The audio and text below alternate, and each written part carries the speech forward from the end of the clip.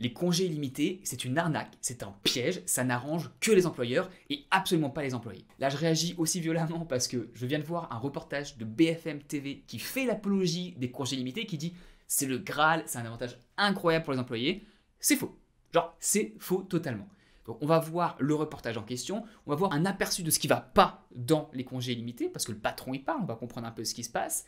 Et ensuite, je vais te donner les 3 raisons absolues, catégoriques, qui t'expliquent pourquoi, dans le cadre professionnel, les congés illimités, c'est pas bon. Et aussi, si ta boîte veut passer en congé limité, il y a un piège absolument à éviter.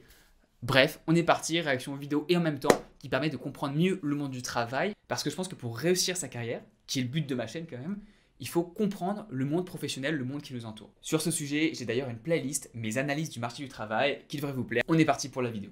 En quelques clics, Eric vient d'opposer 5 jours de congé et ce commercial n'a pas demandé l'autorisation à son patron. C'est automatique, il n'y a pas d'acceptation. Ensuite, le reste de l'équipe commerciale est au courant, mais la confirmation se fait automatiquement. Super, donc là on se dit, ah, incroyable, il peut poser plein de semaines de vacances, le patron n'a rien à dire, je suis indépendant, je peux faire ce que je veux. Non, non, non, ça c'est l'avantage qui était vendu, mais tu vas comprendre avec la suite que c'est pas le cas.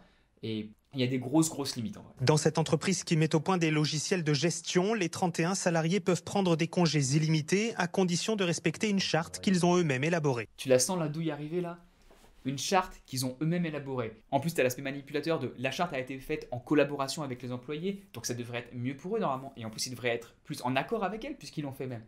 Mais tu vas comprendre ce qu'il y a derrière et c'est là où il y a un problème. Et c'est partout. Hein. C'est pas que cette entreprise-là, tu vas voir que c'est partout pareil. Charte qu'ils ont eux-mêmes élaborée. Dans notre charte morale, on a surtout mis en place une question aussi de bon sens, où une personne qui prend ne doit pas mettre en péril soit un projet sur lequel il travaille, soit aussi un collègue de son service qui aurait souhaité aussi partir. Super. Je veux dire, je peux prendre autant de congés que je veux, mais il faut faire attention à ses collègues, au projet. Bon, ça paraît juste, non? On m'offre des congés limités, pourquoi est-ce que je ne ferais pas un geste pour l'entreprise? Pourquoi pas? Non, en vrai, là où tu peux commencer à comprendre qu'il y a un problème, c'est que ce qu'ils viennent de te dire, ça c'est déjà le cas quand tu es dans une entreprise normale.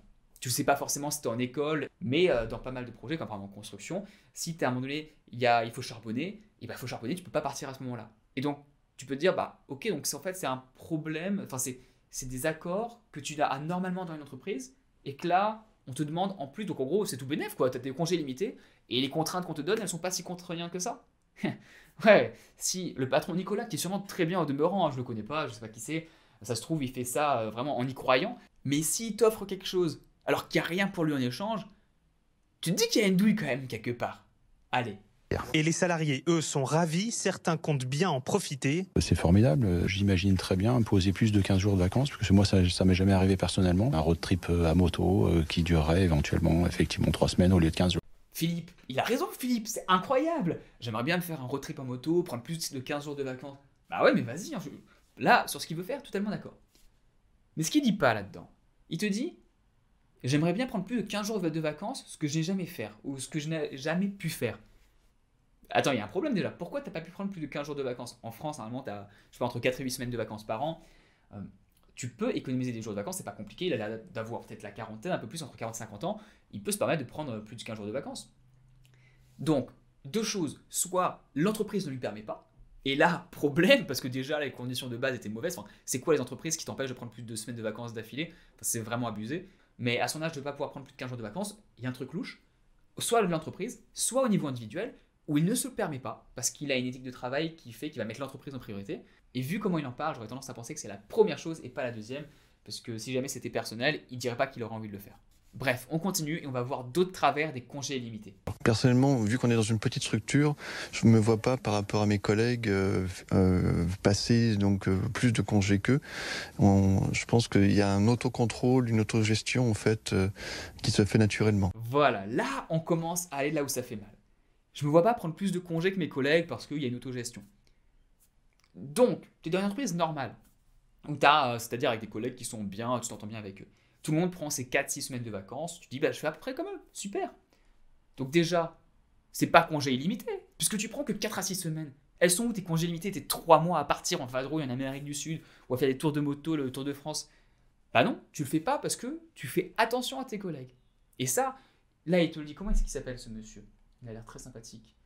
Patrick. Patrick, il fait attention à ses collègues, bah, comme beaucoup de gens, comme 80-90% des personnes.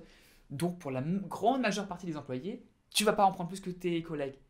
Et dans ce cas-là, tu sais pas illimité. Et encore pire, imagine, tu tombes dans une entreprise ou dans une équipe avec cette politique, avec un manager qui met la pression, avec une ambiance délétère, ou avec plein de faillots qui veulent juste rester et puis travailler comme pas possible, et donc qui prennent que 2 semaines de vacances par an. Est-ce que tu vas vraiment prendre 6 semaines de vacances par an quand tous tes collègues en prennent que 2? Tu penses pas qu'il va y avoir aussi une mauvaise image par rapport à tes collègues? Ils vont dire, ah non mais Thomas il a pris 6 semaines encore là, c'est incroyable. Tu crois qu'ils vont dire, ah il a le droit, ses vacances illimitées, il peut faire ce qu'il veut? Non, non, non, tu vas soit avoir une mauvaise image, soit tu vas te restreindre toi-même par un respect communautaire et tu vas prendre moins de vacances. Donc les vacances illimitées, dans les 2 cas, c'est mort. Et pour aller encore plus loin sur le fait qu'il y a une autorégulation, etc. Enfin bref, non, je te laisse le prochain point parce que c'est vraiment, là le patron va parler et c'est... Voilà, allez. Purellement. Car le patron de cette société en est persuadé, avec cette disposition, il n'y aura aucun abus. On met trop les gens aujourd'hui dans des cases. Les salariés en fait profitent du système et le patron abuse des salariés. Je pense qu'il est important de jouer vraiment sur la confiance de chacun, de laisser libre aussi aux gens de s'organiser pour retrouver cet équilibre. Tout est une question de confiance. Tout est une question de confiance, bien sûr. Mais quand on réécoute juste ce qu'il y a eu au début, c'est quoi? C'est il n'y aura pas d'abus. Le patron de cette société en est persuadé, avec cette disposition, il n'y aura aucun abus. Aucun abus. Quand tu peux abuser d'un truc qui est illimité, enfin si jamais tu vas dans un fast-food et qu'ils te disent tiens tu peux avoir une boisson illimitée, tu vas refiler 8 fois, personne ne va te rien dire. Alors que là, t'as vacances illimitées, mais faut pas qu'il y ait d'abus quand même. Le patron il te dit non mais ça repose sur la confiance, donc le self-control fait par l'équipe elle-même, comme on en a parlé juste avant. Mais ce qui est bâtard, c'est de faire passer le fait d'avoir des congés limités comme un privilège, comme quelque chose en plus, et que de l'autre côté on te dise non mais il n'y aura pas d'abus, comprendre, personne ne va en prendre trop, comprendre, je ne vais pas perdre trop d'argent. C'est ça qui se passe au bout du bout. Et en plus, voilà, là on a fini la vidéo, mais je vais te donner les 3 raisons absolues, incontestables pour lesquelles ne pas avoir de vacances, c'est une mauvaise chose pour 99% des gens. Pourquoi 99%? Parce qu'il y a toujours 1% de manipulateurs ou de gens qui sont très très égoïstes, et il n'y a aucun problème avec ça, mais qui vont prendre toutes les vacances qu'ils peuvent et abuser du système. Très bien, tant mieux pour eux, mais pour 99% des gens, ça ne sera pas le cas. Bref, 3 raisons pour lesquelles ces congés, c'est bâtard comme pas possible. 1. En pratique, les études montrent que les employés prennent moins de vacances en moyenne avec cette politique. Comment est-ce qu'on sait ça? Ça fait depuis après 2014, et Virgin, qui a mis, avec Richard Branson, qui a mis cette politique au goût du jour, et donc on a pu faire des études sur les résultats. Bref, ça a été étudié, c'est pas le cas, je te mettrai peut-être des articles à l'écran. Deuxième raison, quand tu as des congés qui sont prévus dans ton contrat, on va dire que tu as 5 semaines par an. Tous les ans, si tu les prends pas, par exemple, que tu travailles énormément, que tu as envie de te donner pour l'entreprise, tu accumules ces semaines. Et donc, tu vas te retrouver après 2-3 ans avec 10, 15 semaines de congés. Et là, l'entreprise, elle a une incitation financière à te faire prendre tes congés. Pourquoi? Parce que si tu ne prends pas tes congés, ils vont devoir te payer ces jours de congés en plus. Et ça a un coût. Enfin, 15 semaines, c'est 3 mois de salaire quand même. Donc, l'entreprise va tout faire pour que tu les prennes. Alors que là, tu te mets à leur place, tu as des congés limités, tu n'en prends pas pendant 3 ans, bah, c'est ton problème. Il n'y a aucune incitation pour eux à ce qu'ils t'aident. Et un bon système, c'est un système qui marche même quand les 2 parties ou les plusieurs parties sont mauvais. Donc là, si l'entreprise, tu as des gens qui ne sont pas bien intentionnés, tu veux quand même qu'ils soient obligés de t'aider. Et 3e raison, et ça c'est la pire, c'est vraiment un truc de bâtard. 2 scénarios. Premier scénario, c'est que tu es dans une entreprise qui a des congés et qui va passer en congé illimité. Et dans ce cas-là, le gros piège qu'il faut absolument éviter, et en fait, c'est une situation que tu vas te retrouver dans tous les cas, c'est que si tu as, on va dire, 4 semaines d'accumulées, et ben elles vont disparaître. Bah oui, c'est congé limité, de toute façon, tes 4 semaines, tu peux les prendre quand tu veux.